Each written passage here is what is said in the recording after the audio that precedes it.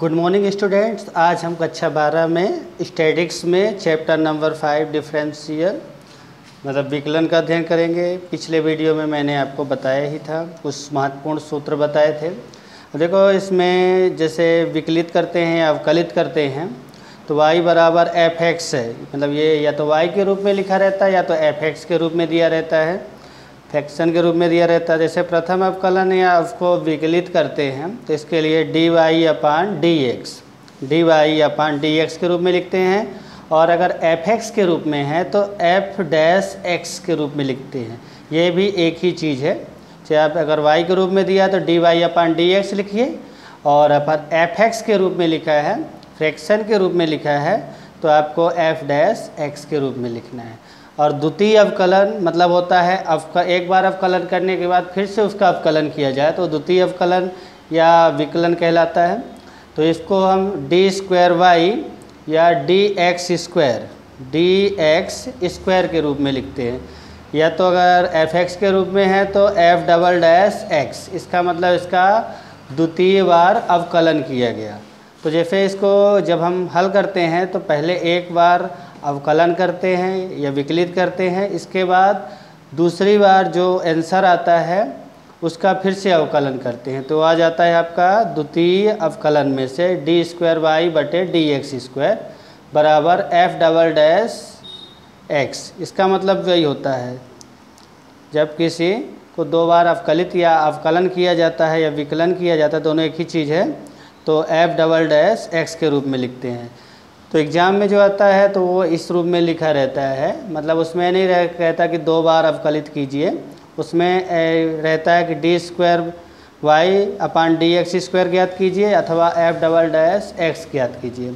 अब देखिए, जब परिभाषा के अनुसार है, अगर आप एफ डैश एक्स निकालते हैं उसके लिमिट एच से 0, तो इसके लिए जो फार्मूला लिमिट है एच 0 की ओर, एच से 0, तो F x plus H minus F x बटे में एच, ये फार्मूला है। जहाँ पर एफ डैश एक्स यह है, एफ एक्स का एक विकलन या अवकलन है जो एक्स के सापेक्ष किया जाता है। ये परिभाषा के अनुसार है, इस सूत्र का प्रयोग करेंगे अगर परिभाषा के अनुसार आया तो। इसके बाद आपका देखिए, यदि इसमें x बराबर a है तो समक्ष फलन बढ़ता है, तो f डैश a मतलब उसका जो आप अवकलन निकालेंगे, विकलन निकालेंगे, वो 0 से अधिक होना चाहिए या होगा। दूसरा, यदि x बराबर a के समक्ष फलन घटता है तो f डैश a का मान जो है वो 0 से कम होना चाहिए, मतलब ऋणात्मक। 0 से अधिक मतलब धनात्मक होता है, यहाँ पे ध्यान दीजिएगा, प्लस में आएगा। और 0 से कम मतलब क्या होता है, ऋणात्मक होता है, बराबर माइनस में आएगा। कहने का मतलब ये 0 से अधिक होगा मतलब धनात्मक होगा, प्लस में आएगा, प्लस वैल्यू आएगा, और 0 से कम होगा मतलब ऋणात्मक होगा।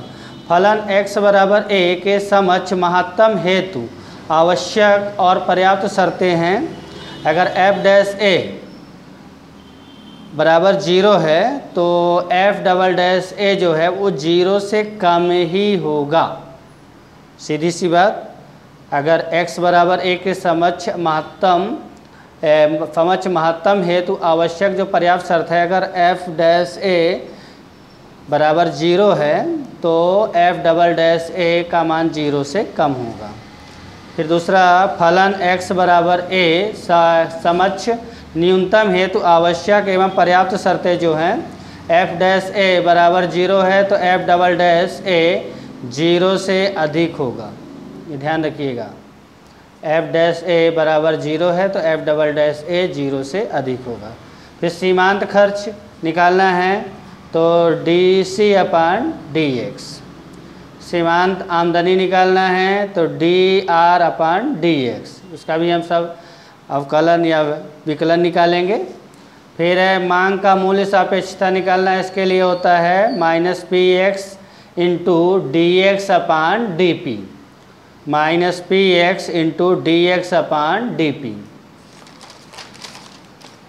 फिर उत्पादन खर्च के फलन के लिए C को न्यूनतम करने हेतु जो शर्त होता है, उत्पादन खर्च के फलन C को न्यूनतम करने हेतु जो शर्तें होती हैं, D C upon D X equal to 0 तथा डी स्क्वायर सी बटे D X square is greater than 0।